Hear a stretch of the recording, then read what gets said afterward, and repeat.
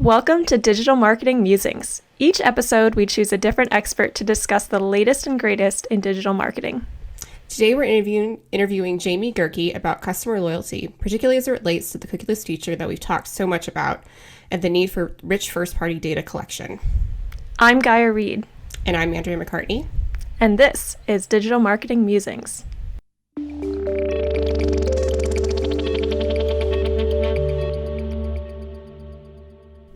Thanks for tuning in to Digital Marketing Musings. Today, we're joined by Jayme Gehrke, Senior Director of Business Development. In her over 12 years at Merkle, Jayme has been most focused on loyalty solutions and how to help clients generate ongoing customer engagement with their brand. Welcome to our show, Jayme. Well, thanks for having me today. I'm excited to be here. We're excited to have you. So, Jayme, what do we mean when we're talking about loyalty solutions?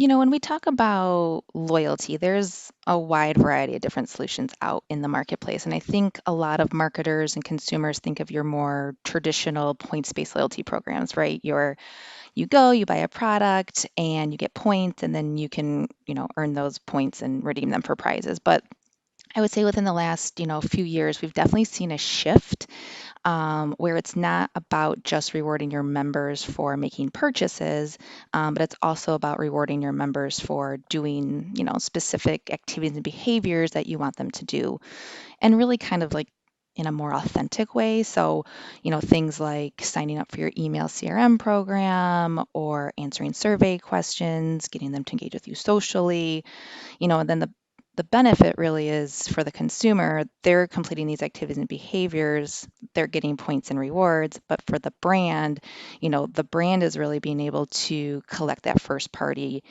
key data of their customers. And so I think the brands that are really doing loyalty the best are the ones that have really reframed loyalty as like the outcome of all their experiences and all of the touch points across the customer life cycle, because by developing those loyalty programs and gaining that first party data, that's what's really going to fuel the experiences for the customers. It's like new age loyalty programs. Exactly. You got it, my friend. So when do advertisers normally come to us for loyalty help? And like what's typically the goal that they're seeking, or what are they trying to achieve? Yeah, I think typically we see our partners coming to us in a couple of different ways, right? One is how do we increase sales, drive more wallet in our industry? And the second really is when they're trying to build, their email database, learn more about their customers so that they can send more targeted and relevant information to them. So not only do we support our partners in figuring out what is the right type of loyalty solution, right? Is it a points-based program? Is it an engagement? Is it surprise and delight? But also, like, how do you keep those experiences fresh and new and engaging, because you don't want it to get stale, right? So I think one of our main recommendations is when coming to building loyalty programs is to really help pulse in those gamification experiences as well, and making sure that they're member gated. And what I mean by member gated is really making sure that somebody has to be a loyalty member in order to participate. And we do that with so many of our brands, right? Sephora, Starbucks, Choice Hotels. It's a great way to really help drive membership for the brand as well. And just in case our listeners don't really know what you mean by gamification of the loyalty program, can you give an Sure. example of that? Yeah, so gamification programs can be a wide range too, just like loyalty programs are. So think of your traditional sweepstakes experiences, instant win games, contests. Those can be on websites, it can be done socially, on mobile. And again, I think in the past, clients have thought of gamification experiences as like short-term strategies, right?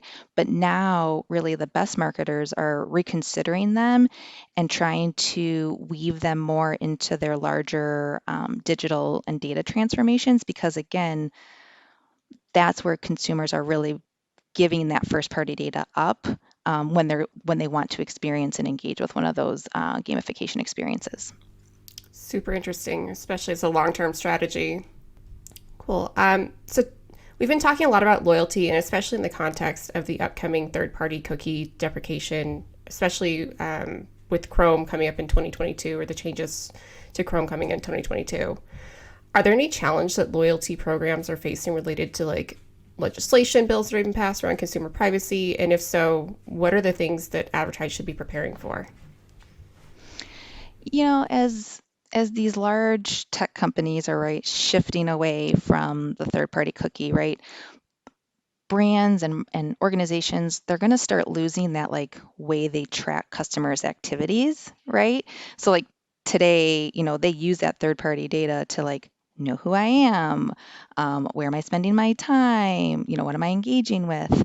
But as they shift away from that, that knowledge is going to become less and less, right? So Right. from a loyalty standpoint, as those brands start to know less and less, how do they start to then kind of fuel and help themselves kind of retarget themselves to consumers? And the best way to do that is really through building their own customer database, and ultimately developing a identity graph for their consumers, right? So that's really where our loyalty programs and gamification experiences come into play, is that those solutions are strategically designed to gather first party data, right? And by capturing that first party data, we're creating a mutual value exchange. So it's okay, consumers come to our experience and they're saying, yes, I want to give my data to you in exchange for either the chance to win or some sort of reward. And I think the great thing about the loyalty programs is, again, it's the consumer coming to us and saying, yes, I'm opting in to give you my information, which is great, right? That's what you want. It's really gathering that first party data. And just so we can map this all together, previously, first party data was important, but not the end all be all, because on these platforms, people were tracked by cookies, so their behavior could be followed along as they go along the internet. Now we're having deprecation of cookies, particularly third-party cookies, and we're now saying it's important for the brands themselves to go out and collect that data versus these platforms having that data collected on their behalf in order for them to use. So the main value prop seems to be what you're describing of, okay, I get all these people to sign up for a sweepstakes, for example, and I use that information, and then I can take that list of emails or whatever personal information that I get from those people, and I use an identity graph, and I am able to push spend towards those particular individuals in the marketplace. Is that an accurate not assumption, but a description of that process?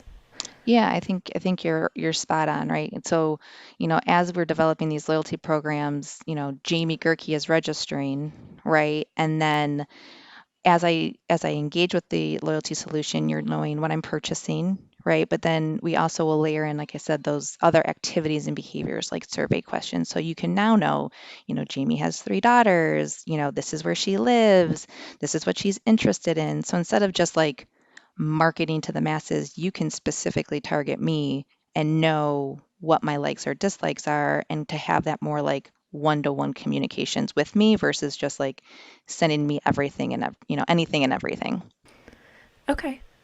So knowing that this is of the utmost importance at this time for advertisers to really begin building out this huge database of information themselves, what kinds of loyalty programs perform the best, either for particular verticals or types of clients, so that if someone's just starting their loyalty program or revamping it to their new age loyalty program, as it were, what should they be trying to focus on of what's worked best across advertisers?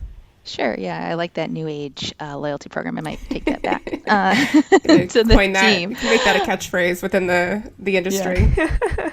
You may need to trademark that, friend. So I think the The most successful and, advanced loyalty programs are definitely the ones that just seamlessly integrate with a customer's lifestyle, right? And provide them with moments of value. And as you do that over time, right, it's creating this emotional connection with their consumers. And but every industry is just a little bit different, right? And I think to give you a couple of examples, right, in the QSR space, I think as COVID really accelerated, right, that space wanted to get consumers more familiar with things like, you know, mobile pickup or mobile ordering, right? And so over the last year, we've really developed several programs, to be honest, that reward consumers for doing those activities and behaviors because we know that as a consumer does them more frequently, it starts to become part of their everyday routine, right? So before COVID, I never really pre-ordered my drinks on Starbucks, to be honest. But by doing so, I was rewarded, right? So now it's just something that I do. I'd hate to say this every single day, but pretty regularly. um, or for instance, like in the travel space, right? They were hit, very hard with COVID, and for them, it's, how do we gain that first party data about a person's travel preferences, especially after COVID, right? So we've created these engagement programs, these really loyalty engagement focused programs where, again, we ask them certain questions or fun polls, or we do like these personality tests. So it's like, would you prefer this type of trip or this type of trip, right? Is it a beach or is it a mountains? And by doing that, again, it allows these travel partners of ours to know specifically what Jayme is interested in. And then as they start sending out their CRM communications, they know that if I'm, again, interested in family vacations, places where it's warm, they're going to send me emails about Orlando, Disney, right? California. They're not going to send me like skiing in the mountains. So I think it all goes back to deepening that customer relationship and that identity graph about Jayme, because at the end of the day, consumer wants a brand to think of them on a one-to-one relationship. They want to feel that like personal connection. And I think that's, as we move away from the third party cookie, that's where that first party data is going to come into play more and more. Yep. We've talked on some of our previous podcasts of what the consumer experience really is going to be like after cookies are, or at least third-party cookies are deprecated, and Yeah. if consumers will really notice like how much less personalized or how much less tailored their ad experience would be. So hopefully with this strategy, you're talking to advertisers who are trying to get ahead of that. Yeah, absolutely. So we've talked a lot about like what's going to be kind of from like the user standpoint. As someone within the industry, how can other channels help support loyalty programs? Like I know I work in SEO, Gaia works in SEM. Like what are some ideas that you have from that perspective? Yeah, we've always had this like really funny saying, like we can throw the party, and our partners send out the invites, right? Which is like, and what I mean by that is like we can create the most amazing loyalty program ever, the most awesome gamification experience. But if nobody knows about it, obviously it's not going to be a success. And so we definitely recommend always brands try to use their owned media as much as possible, right? So banners on your site, social posts, dedicated email blasts. We definitely always recommend that kind of like structure first. And then if there is an opportunity to do some sort of like paid media for our partners, we work with them to kind of figure out what are the right channels for who you're targeting. We do what we call like good, better, best projections as well. So if a partner of ours provides us with their media plan, we then, based on the 20 plus years of doing these programs, we can then go back to them and say, okay, based on these impressions, based on where you're spending, we would expect you to receive, top of the funnel down, right? This is how many people we expect to come to the site. This is how many people we come to register. Here's how many are going to opt in. So Yeah. it's kind of, again, top of the funnel down. Yeah. But again, I think the most successful or the most powerful pieces of data a brand can leverage is is this first party data from loyalty. And so sometimes what we also see is that our partners will try to find like lookalikes, right? So they'll look to see who from their loyalty program, who's the most spending, who are the ones that are, spending a much of time with us or frequently visiting us. And then they create these like lookalike profiles so that when they do spend in a paid media buy, they can try to target people that are similar to those loyalty members, because then that's going to again fuel the loyalty program and drive growth not only just for the loyalty program but across the business as well. So you said it's going to be specific to what audience you're going after, or what demographics. Given a specific situation, like maybe you're going after more like Gen Z and you want to go more after TikTok, for example, or some of the new social platforms. Can you give a situation where the best case scenario of like these levels of support, or like these channels of support or types of support relate to a specific target audience that you're trying to go after, or a specific advertiser's need in that moment? Yeah, so I think, we do work with a wide variety of different partners, and all of their targets are definitely wide, right? So we have brands like ARP that we work with, but then we also work with like Starbucks, right? Two totally different brands, probably two totally different target audiences. So again, I think depending on who the brand is, we have an in-house strategy team that can work with our partners to say, okay, based on what your goals are, if you have a target of 100,000 people to register your program, we will again work kind of backwards from that and to say, all right, we should put X number of impressions here and, Y number of impressions here. And with your dedicated email blast, we can expect this. So we'll work with our partners because, again, not all channels are created equal for every target demographic, right? If we're targeting someone like males 60 plus, putting stuff on Instagram probably isn't where we want to spend our money.